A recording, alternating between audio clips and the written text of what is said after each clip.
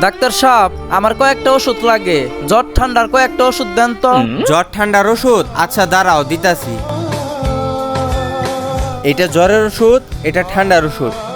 3 বেলা 3 দিন খাবা, ঠিক আছে? তারপর আবার আসবা। আচ্ছা ঠিক আছে, তাহলে কয় টাকা হইছে? বেশি না, 350 টাকা দেন। আচ্ছা ঠিক আছে, 3 দিন পরে এসে তাহলে দেয়া যাবনি। এখন টাকা নিয়ে আসি নাই, ঠিক আছে? আমি তো বাকি বিক্রি করি না। আচ্ছা ঠিক আছে, 3 দিন পর যখন আসেন তখন দিন। ডাক্তার সাহেব, আপনি কিসের ওষুধ দিছেন?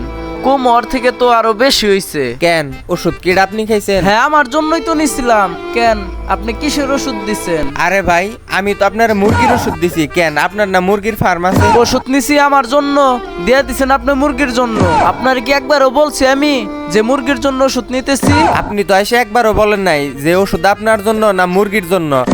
আপনারা দেখে তো সুস্থই মনে হইলো। মুরগির ওষুধ খেয়ে তো এখন আমার মরার দশা। এখন উপায় কি তাহলে?